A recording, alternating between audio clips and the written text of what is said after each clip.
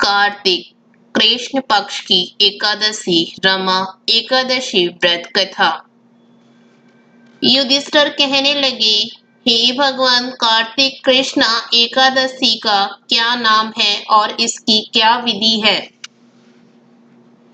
इसके करने से क्या फल मिलता है? सो कृपा करके विस्तार पूर्वक मुझसे कहिए। श्री कृष्ण बोले, कृष्ण पक्ष की एकादशी का नाम रमा एकादशी है। यह बड़े बड़े पापों का नाश करने वाली है। इसका महात्म मैं तुमसे कहता हूँ, ध्यान पूर्वक सुनो। हे राजन, प्राचीन काल में मुचुकुंद नाम का एक राजा था। उसके इंद्र के साथ मित्रता थी और साथ ही यम, कुबेर, वरुण तथा विभीषण के साथ भी मित्रता थी। यह राजा बड़ा धर्मात्मा, विष्णु भक्त और न्याय के साथ राज करता था। उस राजा की एक कन्या थी जिसका नाम चंद्रभागा था। उस कन्या का विवाह चंद्रसेन के पुत्र शोभन के साथ हुआ था। एक समय वह शोभन शवशूर के घर आया। उन्हीं दिनों जल्दी ही पुण्यदायिनी रमा एकादशी भी आने ही वाली थी। जब व्रत का दिन समीप आ गया तो चंद्रभागा को अत्यंत सोच उत्पन्न हुआ कि मेरे पति बहुत दुर्बल हैं और मेरे पिता की आज्ञा अति कठोर है। दसवीं को राजा ने ढोल बजवाकर सारे राज्य में यह घोषणा करवा दी कि एकादशी को भोजन नहीं करना चाहिए। ढोल की घोषणा सुनते ही शोभन को अत्यंत चिंता हुई और अपनी पत्नी से कहा, प्रिय, अब क्या करना चाहिए? मैं तो किसी प्रकार भी भूख सहन नहीं कर सकूंगा। ऐसा उपाय बतलाओ कि जिससे मेरे प्राण बच सके, अन्यथा मेरे प्राण अवश्य चले जाएंगे। चंद्रभागा कहने लगी, स्वामी, मेरे पिता के राज्य में एकादशी के दिन कोई भी भोजन नहीं करता। हाथी, घोड़ा, ऊंट, बिल्ली, गो आदि भी तृण, अन्न, जल आदि ग्रहण नहीं करते। फिर मनुष्य का तो कहना ही क्या। यदि आप भोजन करना चाहते हैं तो किसी दूसरे स्थान पर चले जाइए, क्योंकि यदि आप यहाँ रहना चाहते हैं तो आपको अवश्य व्रत करना पड़ेगा। ऐसा सुनकर शोभन कहने लगे, हे प्रिय, मैं अवश्य व्रत करूंगा। जो भाग में होगा वह देखा जाएगा।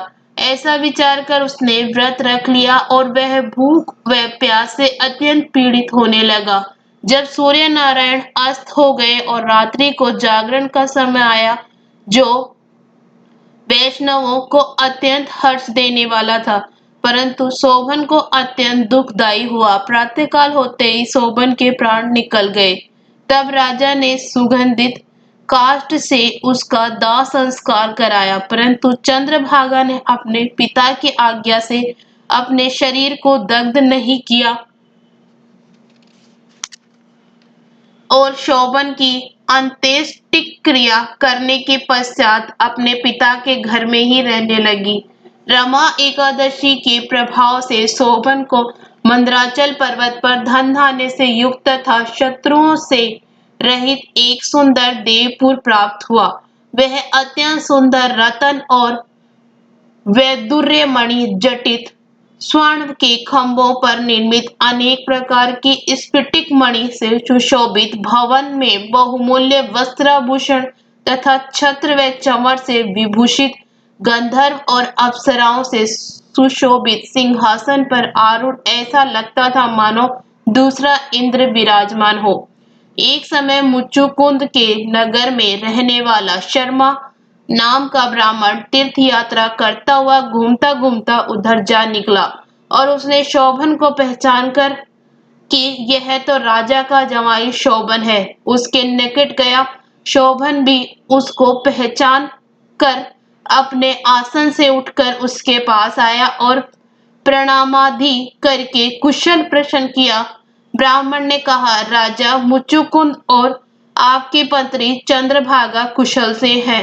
नगर में भी सब प्रकार कुशल है, परंतु हे राजन, हमको अत्यंत आश्चर्य हो रहा है। आप अपना वृतांत कहिए कि ऐसा सुंदर नगर जो न कभी देखा न सुना आपको किस प्रकार प्राप्त हुआ। तब शोभन ने बोला, कार्तिक कृष्णा रमा एकादशी का व्रत करने से मुझे यह नगर प्राप्त हुआ है, परंतु यह अस्थिर है। यह स्थिर हो जाए ऐसा उपाय कीजिए। ब्राह्मण कहने लगा, हे राजन, यह स्थिर क्यों नहीं है और कैसे स्थिर हो सकता है, यह आप बताइए, फिर मैं अश्वमेव वह उपाय करूंगा। मेरी इस बात को आप मिथ्या न समझिए। शोभन कहने लगा, मैंने इस व्रत को श्रद्धा रहित होकर किया है, अतः यह सब कुछ अस्थिर है। यदि आप मुच्चुकुंद की कन्या चंद्रभागा को यह सब वृतांत कहे तो यह स्थिर हो सकता है। ऐसा सुनकर उस श्रेष्ठ ब्राह्मण ने अपने नगर में लौटकर चंद्रभागा से सब वृतांत कहा। ब्राह्मण के वचन सुनकर चंद्रभागा बड़ी प्रसन्नता के साथ, ब्राह्मण, यह सब बातें आपने प्रत्यक्ष में देखी है या स्वप्न की बात कर रहे हैं? ब्राह्मण कहने लगा, हे पुत्री, मैंने महावन में तुम्हारे पति को प्रत्यक्ष देखा है, साथ ही किसी से विजय न हो ऐसा देवताओं के नगर के समान उनका नगर भी देखा है। उन्होंने यह भी कहा है, यह स्थिर नहीं है। जिस प्रकार वह स्थिर रह सके सो उपाय करना चाहिए। चंद्रभागा कहने लगी, हे विप्र, तुम मुझको वहां पर ले चलो। मुझे पतिदेव के दर्शन की तीव्र लालसा है। मैं अपने किए हुए पुण्य से उस नगर को स्थिर बना दूंगी। आप ऐसा कार्य कीजिए जिससे उनका हमारा संयोग हो, क्योंकि वियोगी को मिला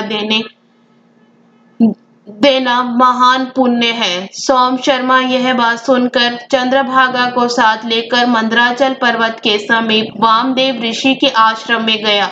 वामदेव ऋषि ने उनकी बात सुनकर वेद मंत्रों के उच्चारण से चंद्रभागा का अभिषेक किया। तब ऋषि के मंत्र के प्रभाव और एकादशी के व्रत से चंद्रभागा का शरीर दिव्य हो गया। वह दिव्य गति को प्राप्त हुई। इसके बाद वह बड़ी प्रसन्नता के साथ अपने पति के समीप गई। अपनी प्रिय पत्नी को आते देखकर शोभन अत्यंत प्रसन्न हुआ और उसको बुलाकर अपनी बाईं तरफ बिठाया। चंद्रभागा कहने लगी, हे प्राणनाथ, आप मेरे पुण्य को ग्रहण कीजिए। अपने पिता के घर में जब मैं 8 वर्ष की थी, तब से विधि पूर्वक एकादशी के व्रत को श्रद्धा पूर्वक करती आ रही हूँ। इस पुण्य के प्रताप से आपका यह नगर स्थिर हो जाएगा तथा समस्त कार्य पूर्ण होकर प्रलय के अंत तक रहेगा। इस प्रकार चंद्रभागा दिव्य रूप धारण कर तथा दिव्य आभूषणों और वस्त्रों से सुसज्जित होकर अपने पति के साथ रहने लगी। हे राजन, यह मैंने रमा एकादशी का महात्म कहा है। जो मनुष्य इस व्रत को करते हैं उनके ब्रह्मा हत्यादि समस्त पाप नष्ट हो जाते हैं। कृष्णा पक्ष और शुक्ल पक्ष दोनों की एकादशी समान है। इनमें कोई भेदभाव नहीं है। जो दोनों को पढ़ते अथवा सुनते हैं वे समस्त पापों से छूटकर विष्णु लोक को प्राप्त होते हैं।